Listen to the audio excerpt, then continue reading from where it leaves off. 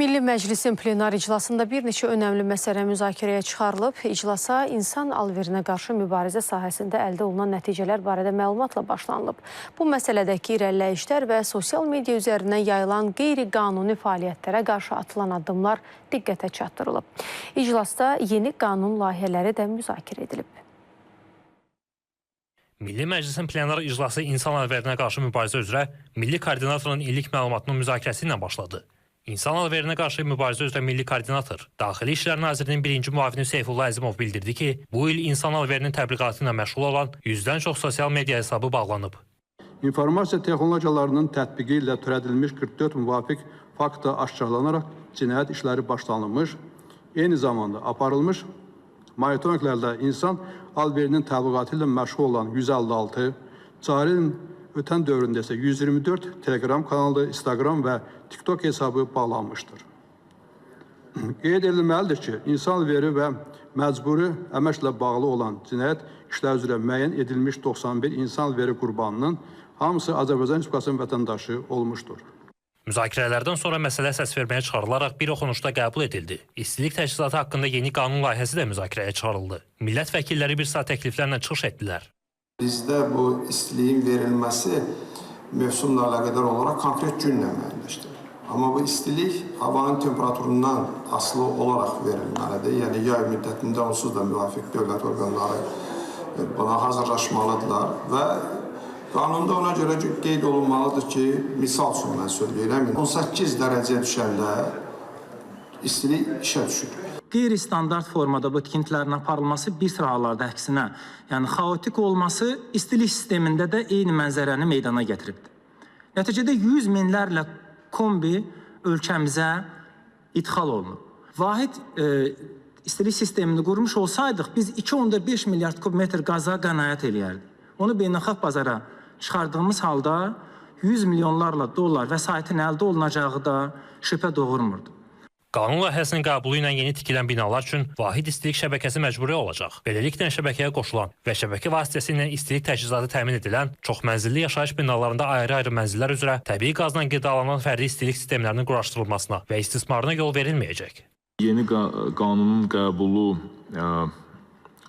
bu sektorda istilik təchizatı sistemlərinin məcburi hala gətirilməsi, enerji resurslarına qənaət edilməsi və ətraf mühitə atılan emissiyaların azaldılmasına səbəb olacaq. Eyni zamanda müvafiq subyektlər arasında münasibətlərin formalaşması artıq bu sahəyə özəl sektor investisiyalarına cəlb olunmasına şərait yaradacaq. Bu günlərin tikilən binaların ən vacib parametrlərdən biri onların binaların istilik mühafizəsi normativlərinə cavab verməsi tələbidir. Bugün ölkədə istehlak olunan qazın 4 milyard kubmetrini əhali istehlak edir. Onun 70%-i 2,7 milyardı yalnız və yalnız isitmə məqsədlərinə istifadə olunur. Elektrik enerjisinin 20%-i təxminən 1,75 milyard kilovat-saat isitmə məqsədlərinə istifadə olunur. Qanun layihəsi müzakirələrdən sonra birinci oxunuşda qəbul edildi. Gündəlikdə olan digər məsələ isə oğurluğa görə cəzaların sərtləşdirilməsi idi. Layihəyə əsasən 2 ilədək müddətə azadlıqdan məhrum etmə cəzası 3 ilə qaldırılır. Bundan başqa 3 kateqoriya üzrə əmək pensiyası ödənişinin maliyyə mənbəyi kimi dövlət büdcəsi müəyyən edilir. Tibbi xidmətin göstərilməsi qaydalarını pozmağa görə yeni cəzalar müəyyənləşir. Ali və ya orta ixtisas tibb təhsili, sertifikasiya şəhadətnaməsi olmayan şəxs tərəfindən praktik tibb fəaliyyətinin həyata keçirilməsi və ehtiyatsızlıqdan zərər çəkmiş şəxsin sağlamlığına ağır zərərin vurulmasına görə 2 ilədək müddətə azadlıqdan məhrum etməklə cəzalandırılması təklif edilir. Dünən Amerikadan Qəhrəmanova Sara, Vəliyev Fərhad adında valideynlər gəlmişdi, ata-ana. Bunların qızı Səbirə Vəliyevanı, yəni ki, deputat həmkarlarımın yadında olar, əməliyyat eləyən Ülviyə İlyasova səhv əməliyyatı nəticəsində bunu öldürdü və bunun 2 uşağı yetim qaldı.